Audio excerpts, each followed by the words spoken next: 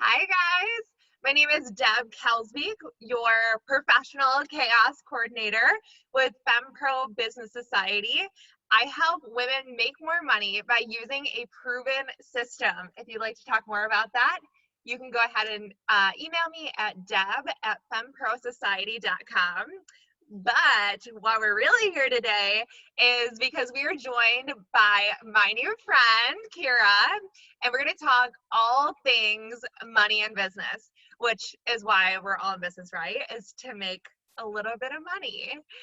So Yes. everyone, meet Kyra, and can I have you go ahead and introduce yourself? Yeah, I'm Kyra Jones. I'm 34 years old. I'm from Newark, Ohio. I've never been married. I have no kids. So my businesses have basically been my kids. So It's your baby. it is my baby. And can you tell us a little bit more about your business? Like, who do you serve? What does your business do? Well, I guess back starting in 2007, I was a musician and put out some studio albums. And then that passion transitioned into producing music, live music. So that's my first business. Evolution Audio LLC is a mobile sound and lighting company for small to medium sized bars, bands, festivals. And I just go where, someone needs the equipment.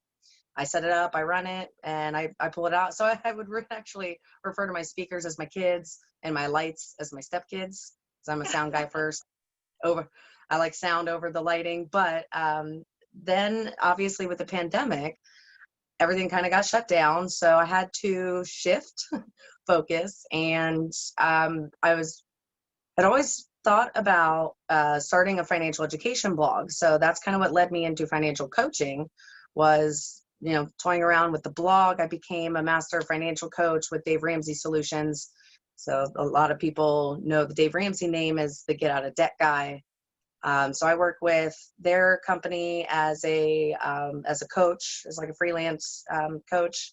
I also work with another coaching group called Coach Connections, and so that's what I've been doing this past year. I had 10 years of debt collection experience, and instead of Oh, going back into debt collections, I was like, I could serve a lot better if I were in a coaching role as opposed to just calling people to pay their bills. So really excited that I found that, and yeah, been taking clients for about the last 6 months or so, and it's been great. I love how you transitioned and used the tools that you already knew. So, Yeah. what do you love most about your business? Um, working for myself has been both a treat and a trial. Getting used to working from home and staying more productive, and that's been nice. Obviously, I enjoy working for myself, but one-on-one with clients, the coolest thing is the aha moment. When it comes to them, either they discover that they can, and then they discover their why, because getting out of debt, saving for a house, things like that, those are events. They're not really our big why. Like, what can you do when the debt is gone? What will that allow you to do? What kind of life would you be living if the debt is gone? So that's nice that you want to get rid of the debt as the event, but what's that really going to let you do? And then they kind of they light up a little bit, and they're like, wow, I kind of would never really even thought beyond that. And then now their mind starts going, and they start thinking about all the cool things, like, well, we would love to go to Europe, or we would love to take this trip with our kids, or take our parents with us on a whole family vacation. And um, that's what really lights them up and fires them up. And then then it makes getting out of debt a lot easier and faster when you have that really big why on the other end, why you're doing it. So that's often passion projects will come out of it. So, I was like, well, I might, try a financial blog instead of going back into debt collections. And so that what was kind of a passion project led me into not just a side hustle, but a full-time business. And that's Ah, what I a lot love it. of my clients end up experiencing too. They're like, well, I'm really good with, calligraphy. I could do wedding invitations and things like that. And so their passion really fuels into a hustle, and making money doing things that they love. So that's the coolest thing, is when clients get to that point. That's really awesome. Ah, I love that. Love it. Okay, so I have so many questions for you. So we're gonna go ahead and dive in. Okay. And I know that as you and I were previously talking about how 2020 was an absolute dumpster fire of a year. And for a couple people, you know, the couple unicorns, it wasn't, and that's okay. But for most of us, it was like a dumpster fire of a year, especially financially for most. In business, like many of us didn't have that safety net or a savings to use. And knowing what we know now, how would you suggest for someone to get started in creating that emergency fund that would have been useful for 2020? Yeah. But moving forward and learning those lessons, how would you suggest that we get started in creating the emergency fund? Do what it takes and do it now. That's the most important thing with the emergency fund. It's the first step from almost anything. For Dave Ramsey's process, it's the first step. For other coaches and coaching networks, it really is your buffer between life, because life is going to happen. So sell things. I mean, you don't even have to have a yard sale anymore. If you just look around your house, you could probably find a couple big ticket items. Facebook selling wall, upsell, all these other different apps that can make it so easy, and more than likely selling to your friends. And so you know them, and it's easy, and they'd love to help you out. Sell what you can around your house. You know, sell a couple things and then sell a couple more. A fully funded emergency fund for personal expenses would be, they used to say between 3 and 6 months. Now they're saying between 6 and 12 months because of the pandemic. So a baby emergency fund. I know Dave Ramsey says $1,000. I would say 500. You know, it's actually, a baby emergency fund would be about 1 month's worth of expenses. So you could at least know you can get at least a month of breathing room, cover things till you have to figure something out. But you know, just start, because 42% of Americans can't cover a $400 emergency. So even with a $500 emergency fund, you're already ahead of, you know, most people just with that alone. And then 73% of Americans live paycheck to paycheck. So this emergency fund should be your highest and must priority as far as being that buffer from life. Businesses too should have at least 3 to 6 months worth of operating expenses.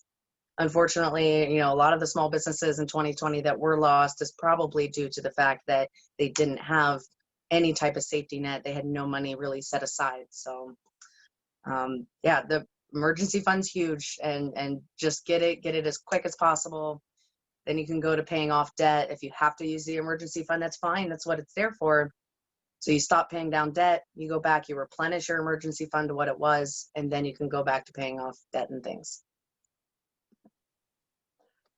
I love how you use detailed examples of that. So, are there any signs that we should be looking out for in our business for a potential financial struggle? Yeah, the no emergency fund, you're at risk of struggle. Debt, if in a business, you know, debt, you should avoid that like the plague. You're in business to make money. And yes, you might have a little bit of startup debt, or you might be in a growth phase where you might have invested in something. Should definitely try to only make those moves when you have the cash. But if you are going to take on some debt, try to keep it as minimal as possible. Avoid it altogether if you can, but if you can't, then that's your signal to get focused and really try to get the debt out of your life, restore the emergency fund, um, and really plan for worst case scenarios. So you look at your months of the year for your income. If you have like a seasonal, so I know with my sound company, our busy seasons between March and September. And so the winter months are completely dead. I mean, it's very lopsided. So I make about 80% of my income for the whole year between March and September. And then the winter months, there really hardly is anything. So, you know, I can't really, you know, all that money that I made in April and June and July, that's not really all spending money. I have to shift my mindset and be like, okay, I have to store this away for the winter, because then I'll be making almost nothing or very, very little.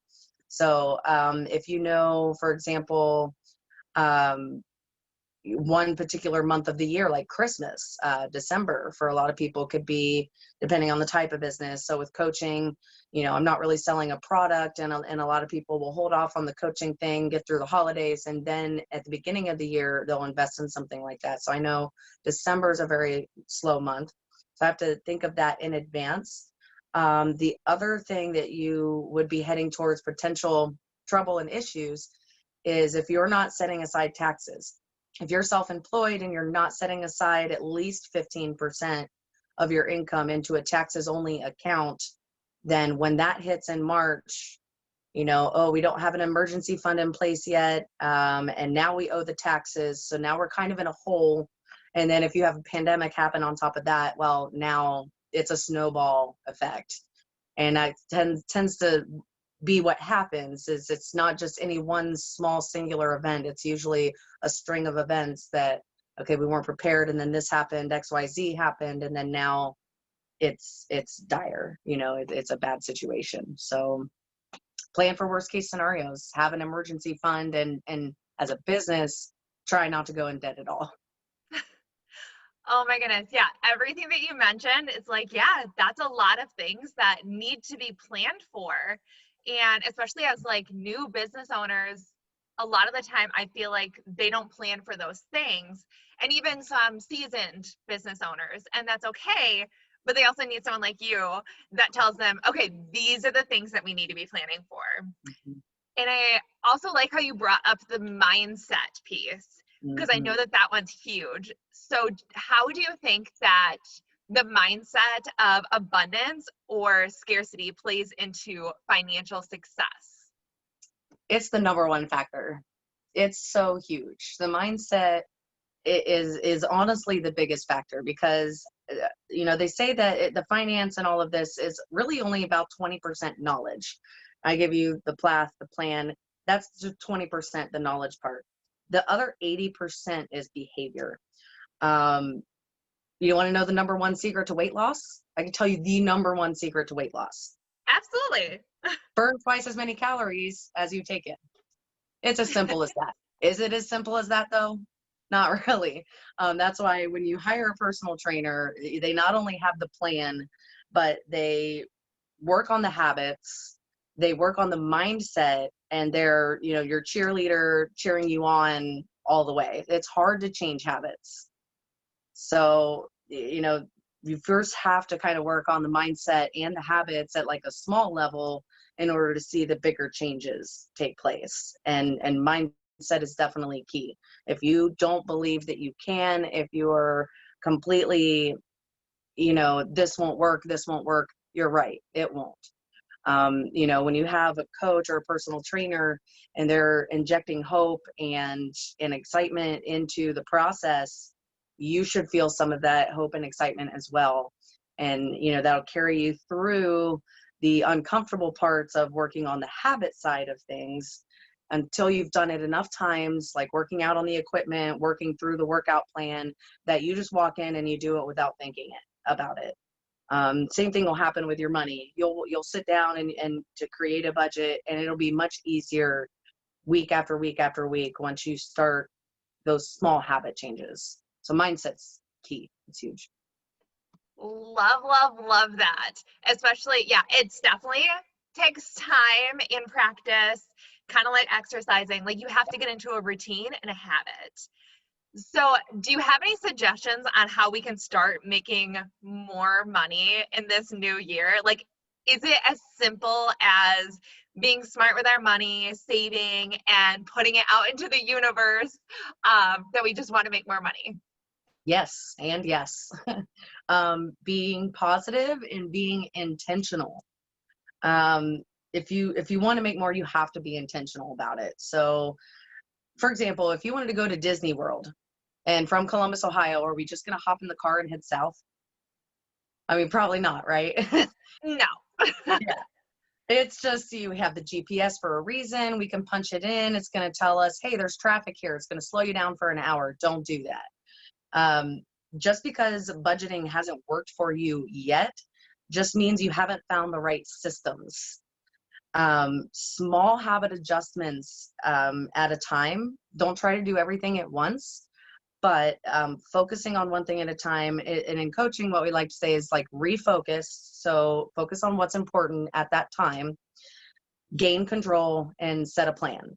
And so your coach is really your financial GPS. We have a lot of tools and things to help, but being intentional about it. Saying like, the next step is going to be the emergency fund, and I'm not going to stop until I have that in place. Then the next step would be to pay off the dishwasher that I had to invest in, that I put on the company credit card or whatever. There's a process, and focusing on one thing at a time, and staying the course, but being intentional. If you want to make more money, following other professionals, even if you can't afford a coach, you can go to daveramsey.com. You can go to many different websites, and James Clear said it. I wish I had this quote available when he's talking about habits. If something hasn't been working for you, it's not that you don't have the capacity to change or to do that. It really comes down to your systems. You just have the wrong system for change. There's a lot of different ways to do a budget. And not everyone's a spreadsheet person. So, just figuring out what works for you, finding the systems, staying with it, try different options. Something will click, something will work for you. And eventually things will kind of start to take off exponentially. But be very intentional. You can't afford a coach, or you have a problem in one particular area. Google.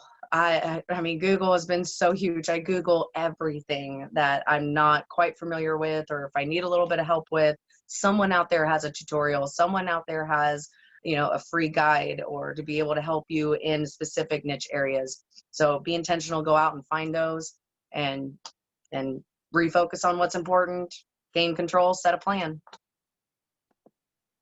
Oh my goodness. I love that. Like, you've been able to give us so many nuggets of wisdom. I love it. And I feel like there's just so much more that you could share with us. So first of all, I just want to tell you, thank you so much for spending this time with me this morning. Thanks for having me. Where can everyone continue following you?